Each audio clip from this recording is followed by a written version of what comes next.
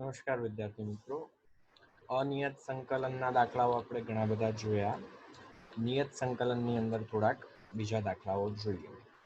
શરૂઆતમાં જે દાખલાઓ જોઈએ છીએ આ દરેકે દરેક દાખલાઓ અગાઉના વર્ષોની અંદર JEE-માં પૂછાયેલા દાખલાઓ. અત્યારે પણ JEE-માં આ પ્રકારના પ્રશ્નો પૂછાઈ શકે. ગુજરાત બોર્ડની અંદર પણ આ જ પ્રશ્નો 4 માર્કના 5 માર્કના પ્રશ્નની અંદર પૂછવા હોય તો પૂછી શકે. બરાબર છે. ચાલો, તો સૌથી પહેલો દાખલો જોઈએ તો આપણને સંકલનની અંદર આપેલું છે 0 થી π/2 sin² x છેદમાં sin x plus cos x.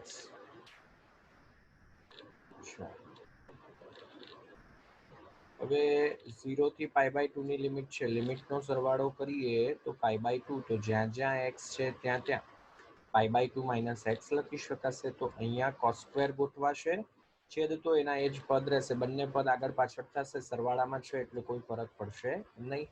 તો અંશમાં sin² છે, બીજા પદમાં cos² ગોઠવાશે, તો સરવાળો કરી દેતા sin² પ્લસ cos² થઈ જશે 1.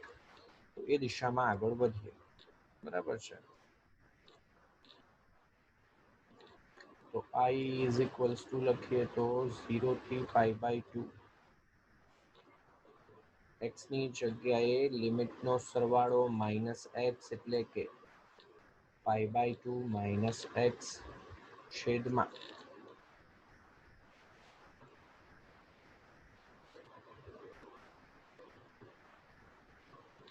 sin π/2 minus x plus cos π/2 minus x.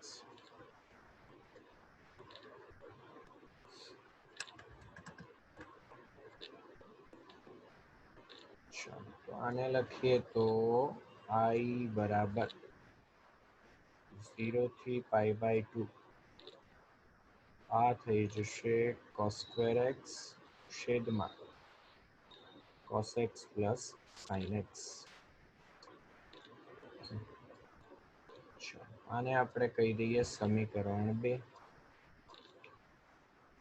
સમીકરણ 1 અને સમીકરણ 2 બંને ઉમેરી દઈએ છીએ.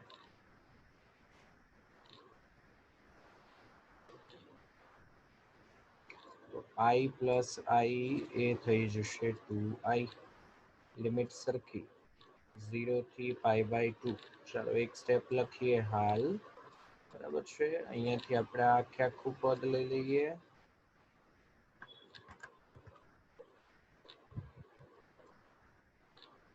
અને અહીંયાથી આખે આખું પદ લઈ લઈએ.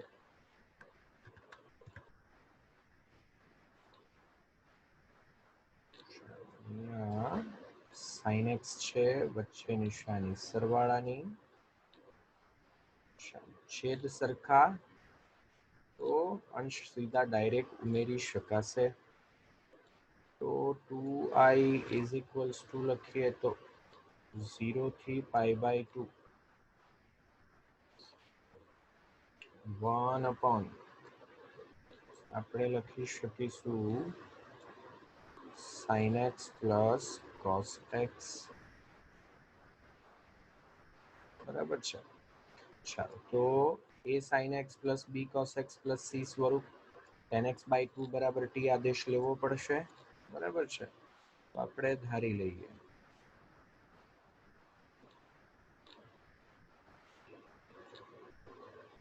કે tan x/2 જે છે t છે. તો અહીંયાથી આપણને sin x cos x dx બધી જ કિંમતો દેખાય. dx જે છે એ લખીએ તો 2dt છેદમાં 1 પ્લસ t². sin x જે છે એ લખવા બેસીએ તો 2t છેદમાં 1 પ્લસ t². અને cos x જે છે એ લખવા બેસીએ તો 1 માઇનસ t² છેદમાં 1 પ્લસ t². બરાબર છે. આખા સ્વરૂપના દાખલાઓ આપણે એક આખા લેક્ચરમાં ગણેલા છે 5-7. બરાબર છે. ચાલો, તો આ જે છે સ્વરૂપ તમને ઓળખાવવું જોઈએ. લિમિટ પણ બદલવી પડશે. x જ્યારે 0 લઈએ છીએ ત્યારે t જે છે એ થશે tan 0 એટલે કે 0 જેટલા. જ્યારે x છે એ π/2 જેટલા લઈએ છીએ તો t જે છે એ થશે tan π/4 એટલે કે 1 જેટલા. ચાલો આ બધી કિંમતો જે છે આપણે અહીંયા મૂકી દઈએ તો આપણને મળે છે કે 2i = 0 થી π/2 હતા એની જગ્યાએ હવે લિમિટ થઈ જશે 0 થી 1. dx જે છે એની જગ્યાએ લખીએ તો 2dt છેદમાં 1 + t² છેદમાં sin x છે એની જગ્યાએ લખીએ તો 2t છેદમાં 1 - t², સોરી 1 + t² છે. cos x છે ત્યાં લખીએ તો 1 - t² છેદમાં 1 + t².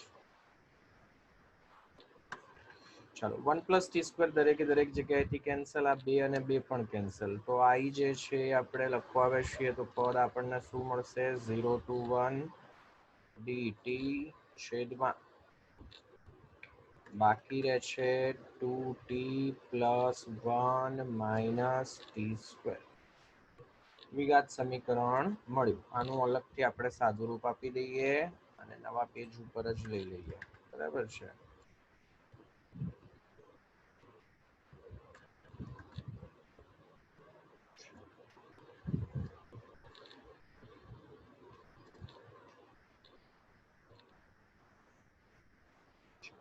અલગથી સાદું રૂપ આપી દઈએ 2t + 1 - t². આમાંથી માઇનસ કોમન લઈ લઈએ અને યોગ્ય ક્રમમાં ગોઠવીએ તો t² + 2t છે એ થઈ જશે -2t + 1 છે એ થઈ જશે -1. પૂર્ણ વર્ગ પદાવલી ગોઠવવી છે તો જોઈને જ આપણને ખ્યાલ આવે કે અંતિમ પદ જે છે એક જેટલું હોવું જોઈએ.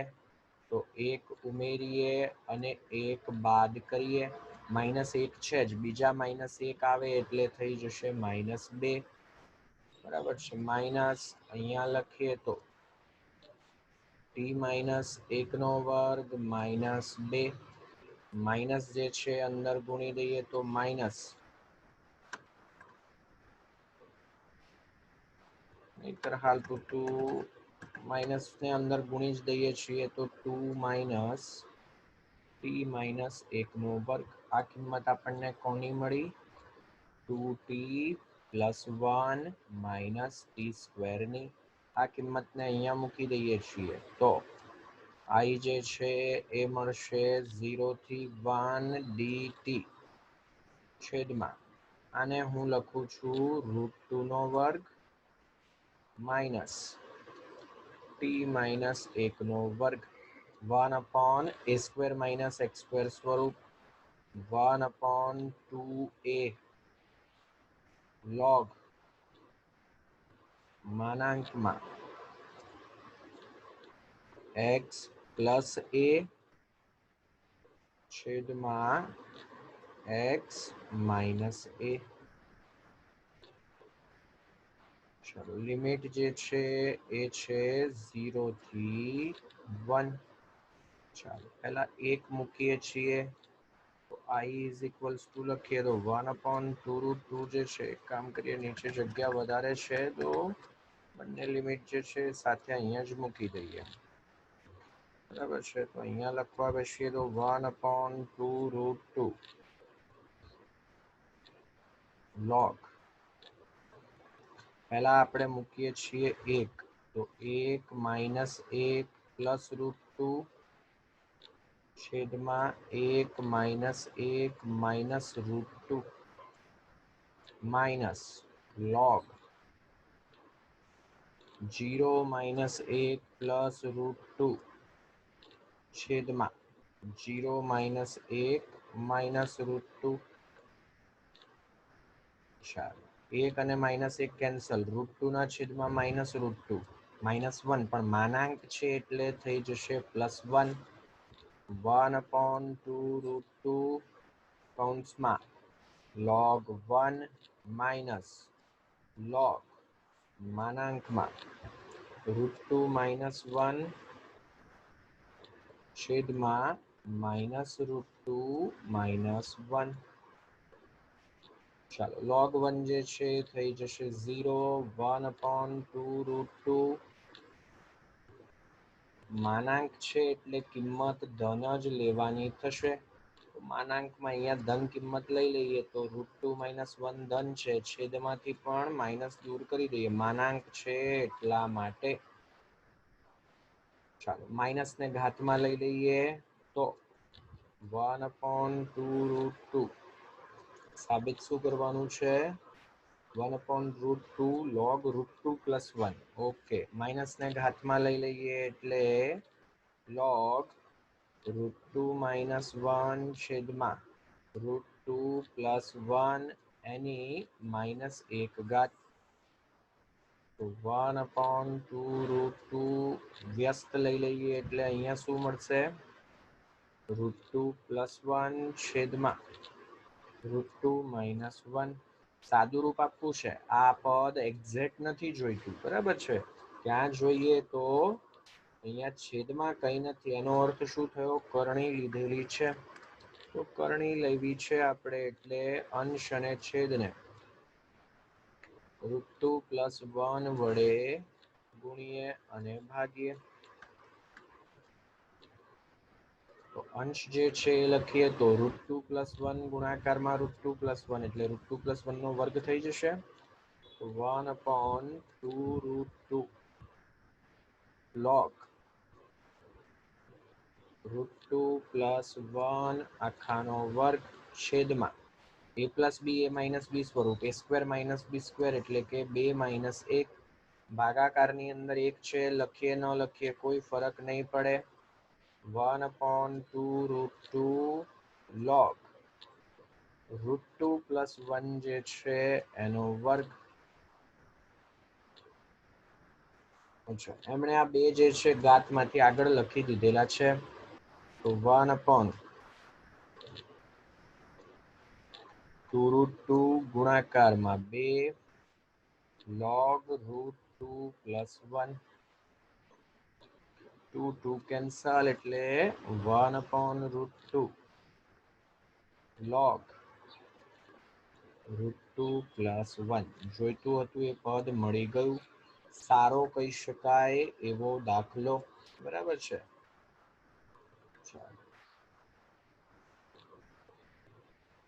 પછીના પ્રશ્નની અંદર આપણને આપેલું છે કે 0 થી π/4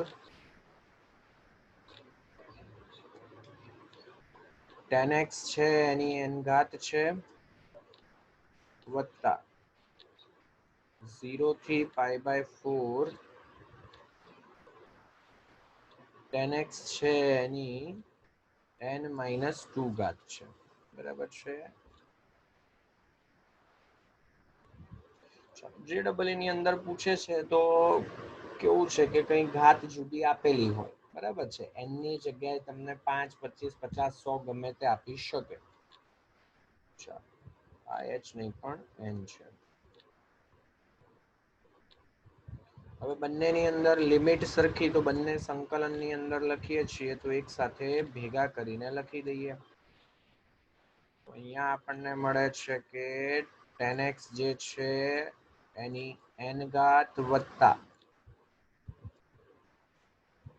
10x જે છે એની ઘાત લખીએ તો n - 2, બરાબર છે?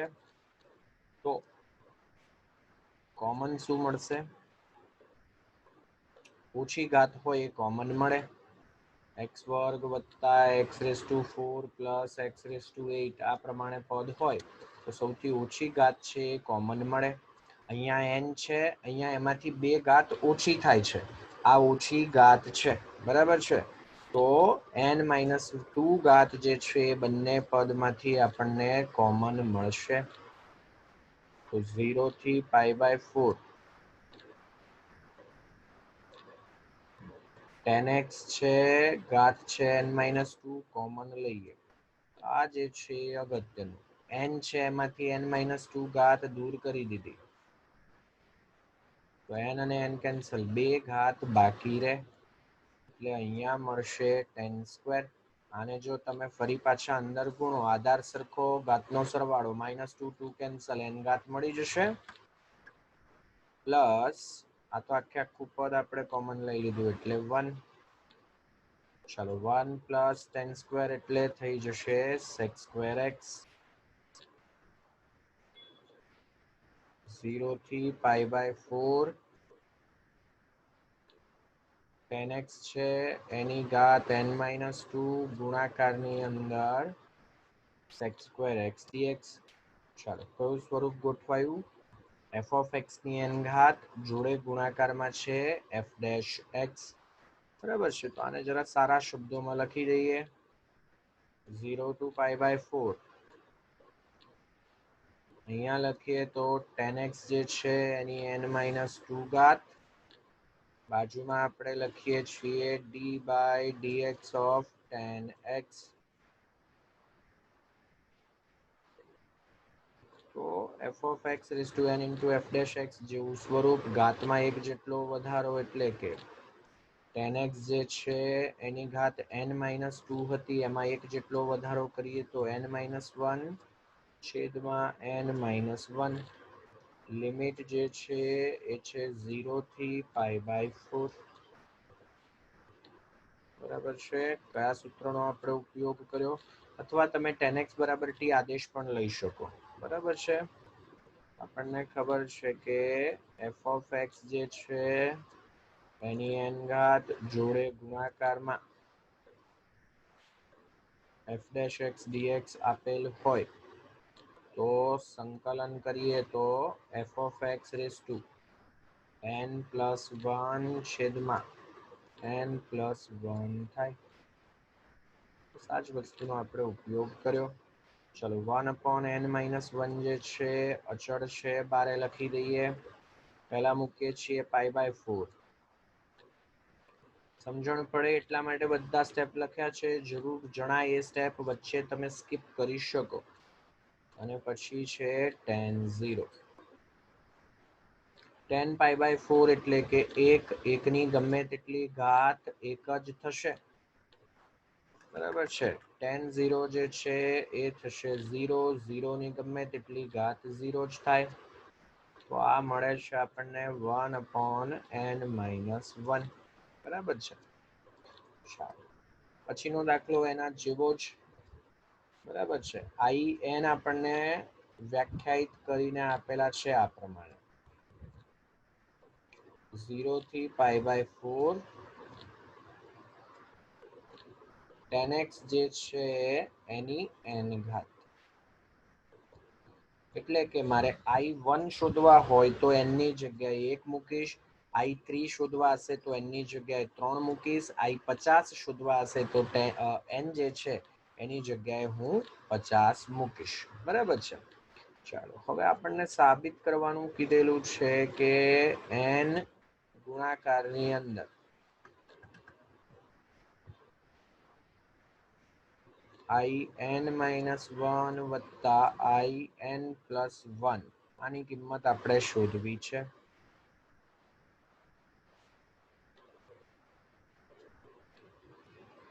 ચાલો n-1 માટે ઘાત થઈ જશે n-1. 0 to π/4 હમણાં દાખલો ગણ્યો, કંઈક અંશે એના જેવો જ. tan x જે છે એની ઘાત n-1 પ્લસ અહીંયા લખીએ તો 0 to π/4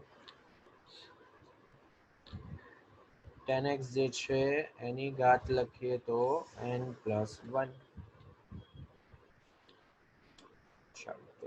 n as it is. Limit સરખી તો બંને સંકલનની અંદર પદ જે છે એમને સાથે લખી શકાશે. tan x જે છે એની n-1 ઘાત વત્તા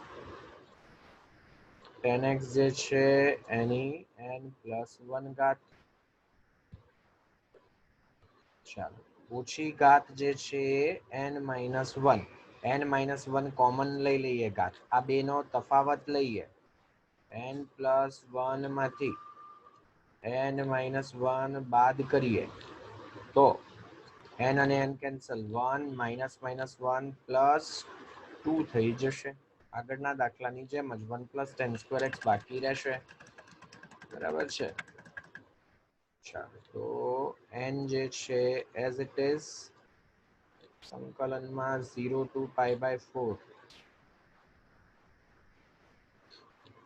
tan x જે છે એની n-1 ઘાત કોમન, કૌંસમાં બાકી રહેશે 1 + tan²x, 1 + tan² જે છે થઈ જશે sec². અહીંયાથી સ્ટેપ આમ તો આગળના દાખલા જેવા જ છે, પણ હવે એકાદ બે સ્ટેપ છે એટલે પતાવી દઈએ. 0 થી π/4 tan x જે છે એની n-1 ઘાત ગુણાકારમાં sec²x. અત્યારે હવે હું ડાયરેક્ટ લખી દઉં છું f(x)n(f'(x) સ્વરૂપ n as it is. tan x છે એની ઘાતની અંદર એક જેટલો વધારો કરીએ એટલે બાકી રહેશે n છેદમાં n, લિમિટ જે છે 0 થી π/4. અંશ અને છેદમાં n જે છે કેન્સલ, tan π/4 જે છે એની n ઘાત માઇનસ tan 0 જે છે એની n ઘાત. આ થઈ જશે 1 - 0 એટલે કે 1. આગળના દાખલા જેવો જ છે, અહીંયા નાનો મોટો ફરક છે. અગત્યની વસ્તુ એ છે કે તમને અહીંયા આ કોમન લેવાના છે, બસ એટલી વસ્તુ મગજમાં આવવી જોઈએ.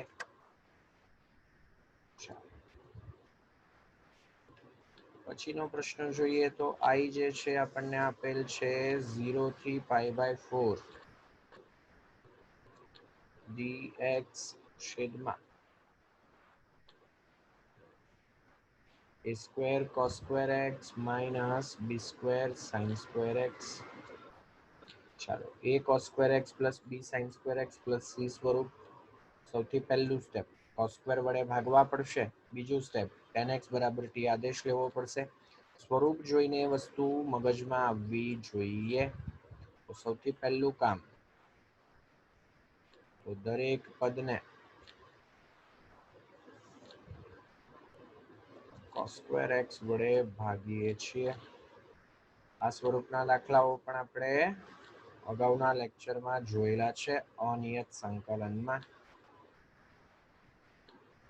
અંશમાં કંઈ નથી એટલે 1 છેદમાં cos² એટલે આ થઈ જશે sec²x dx છેદમાં cos² કેન્સલ એટલે a², વચ્ચે નિશાની માઇનસની, sin² ના છેદમાં cos² એટલે આ થઈ જશે tan².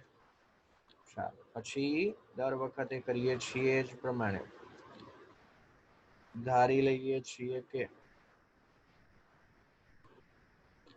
tan x જે છે એ છે t. વિકલન કરીએ તો આપણને મળશે sec²x dx જે છે થઈ જશે dt. લિમિટ ફેરવવી પડશે. x ની જગ્યાએ જો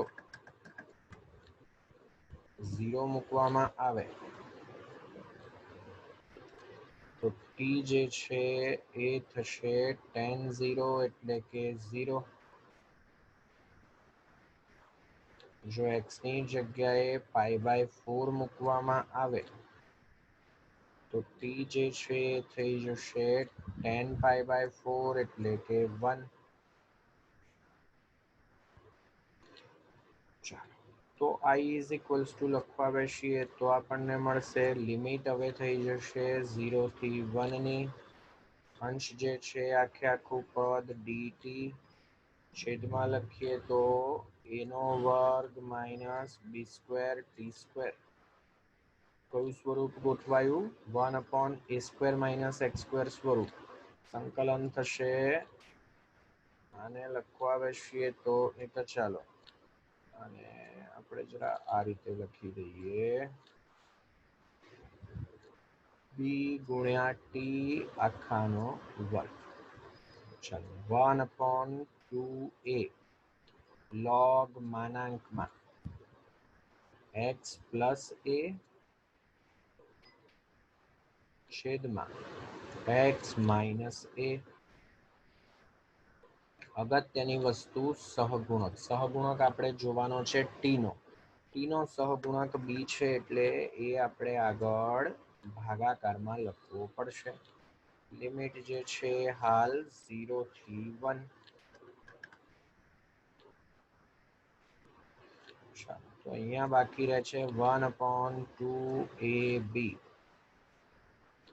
log માનાંકમાં 1 મૂકીએ છીએ તો b પ્લસ a છેદમાં b માઇનસ a માઇનસ 0 મૂકી દઈએ તો log માનાંકમાં 0 વત્તા a છેદમાં 0 માઇનસ a. ચાલો આ શું થઈ જશે? a છેદમાં માઇનસ a એટલે કે -1 માનાંક લઈએ તો +1 તો 1/2ab log માનાંકમાં b plus a છેદમાં b minus a minus log 1 જે છે થઈ જશે 0. સાથે સાથે આપણને આપેલું છે કે a છે એ મોટા છે b કરતા, તો b માઇનસ a ઋણ થાય તો માનાંક દૂર કરવો હોય તો આપણે આવું પણ લખી શકીએ. log a પ્લસ b એ તો ધન જ છે as it is. b minus a જે છે મોટી કિંમત બાદ થાય છે નાની કિંમતમાંથી. એ મોટા છે b નાના છે તો આ તફાવત ઋણ છે એટલે નિશાની બદલાય તો આપણે આવું લખી શકીએ. બાકી માનાંકમાં પદ લખેલું હોય તો કંઈ ખોટું નથી. જો એમસીક્યુમાં હોય તો જે પ્રમાણે ઓપ્શન આપેલા હોય એ પ્રમાણે લખવું પડે. આ બંને દેખાય છે જુદા છે એકના એક જ. બરાબર છે. ચાલો એનાથી આગળ વધીએ. આ સ્વરૂપ પણ જોયેલું છે આપણે. બરાબર છે. સૌપ્રથમ શું કરવું પડશે તો કે દરેક પદને x² વડે ભાગવા પડશે. બેઠો દાખલો આપણે ગણેલો છે, કદાચ એ વખતે એ લેક્ચરમાં સૌથી પહેલો જ દાખલો આ ગણેલો હતો. બરાબર છે. ચાલો તો દરેક પદને x² વડે ભાગીએ છીએ.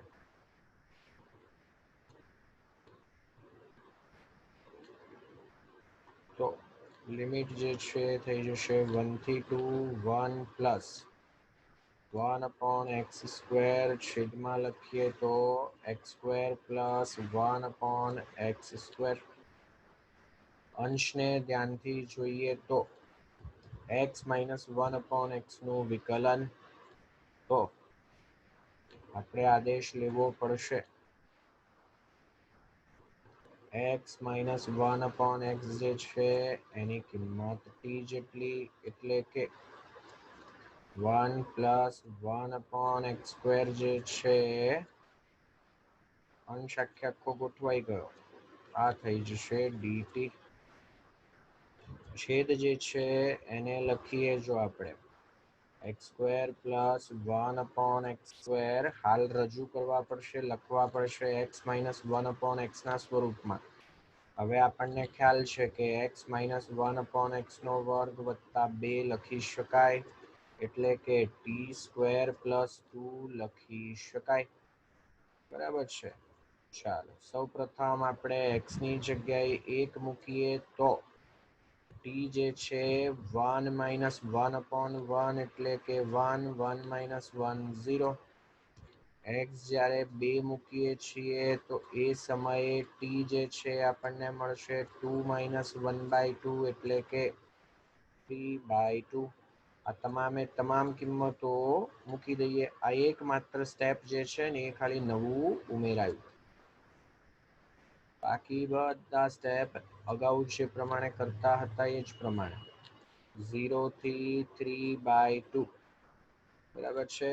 અંશ જે છે થઈ જશે dt. છેદમાં લખીએ તો t² પ્લસ 2.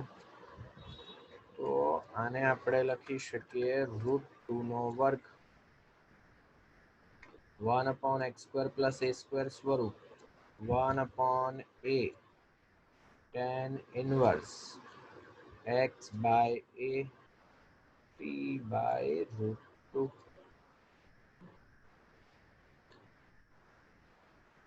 0 થી 3/2.